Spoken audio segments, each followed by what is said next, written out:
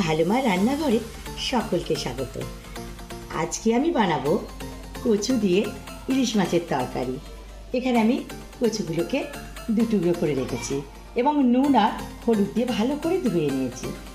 আলু আছে, বেগুন, পেঁয়াজ আর ইলিশ মাছ আছে। আজ আমি ইলিশ মাছের তেল দিয়েই এই রান্নাটা করব।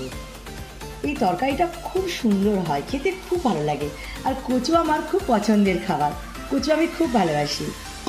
প্রথমে আমি কচু দিয়ে দিলাম, আলু, বেগুন, পেঁয়াজ। এখানে আমি 3টে পেঁয়াজ নিয়েছি। পেঁয়াজগুলো রসুন বাটা 1 চামচ, আদা বাটা 1 চামচ,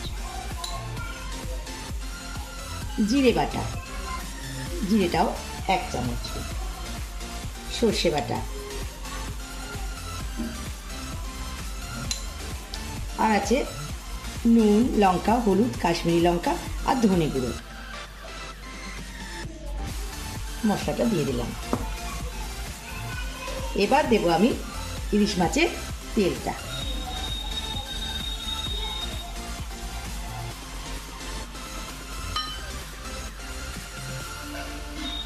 গোটা লঙ্কা আর একটা টমেটো।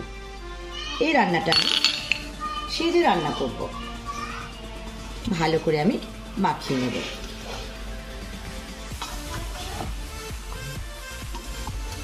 ভালো করে মাখিয়ে নিতে হবে।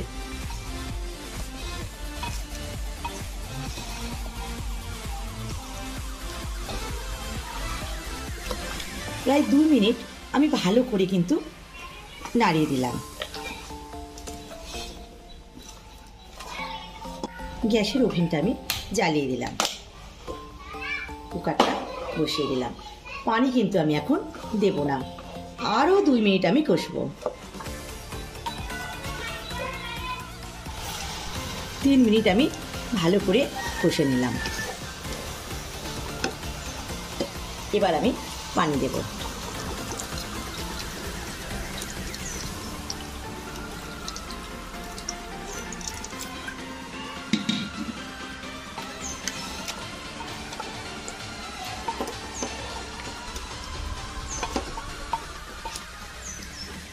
খুব বেশি আমি পানি দেব না।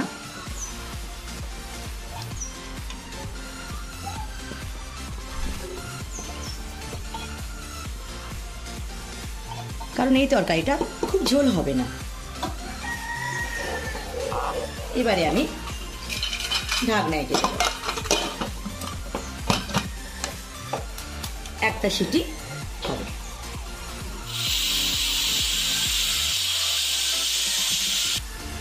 একটা সিটি হয়ে গেল, বন্ধ করে দিলাম। আমি ভাতটা আমি বের করে দেব।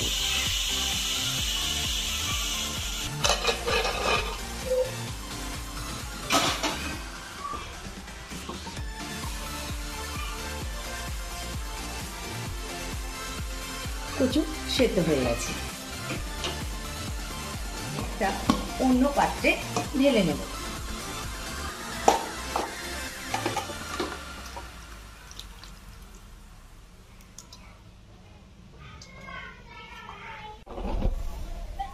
ঢালার পর ছোট জায়গা হয়ে গেছে, ওই জন্য আমি একটা অন্য কড়াই ঢেলে নিলাম।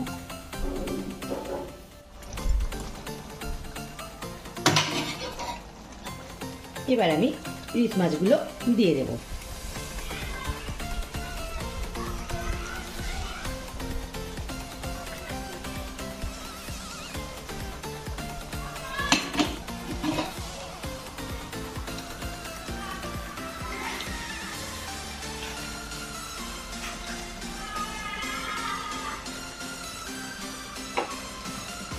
ঢাকনা দিয়ে দেব। 2 মিনিট পর আমি ঢাকনা খুলছি। মাছগুলো শুধু একটু ডুবিয়ে দেব।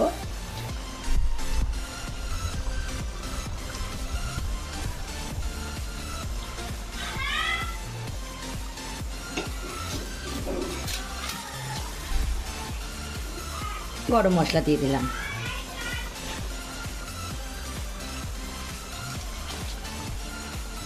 আর দেবো উপর থেকে একটু ধনে পাতা কুচি।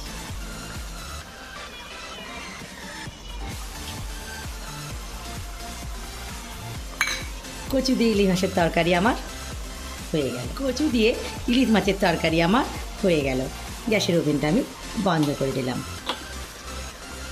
তবে এখন একটু ঢাকনা দিয়ে রেখে দেব। 1 মিনিট পর আমি ঢাকনা খুলছি। দেখুন কত সুন্দর হয়েছে কচু দিয়ে ইলিশ।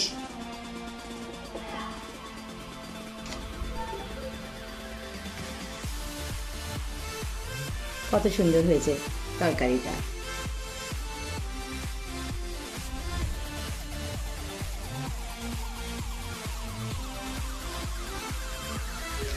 আজ কচু ইলিশের ভিডিওটা যদি ভালো লেগে থাকে সবাই লাইক, কমেন্ট ও শেয়ার অবশ্যই করে দেবেন এবং আমার চ্যানেলটি সাবস্ক্রাইব করে দেবেন।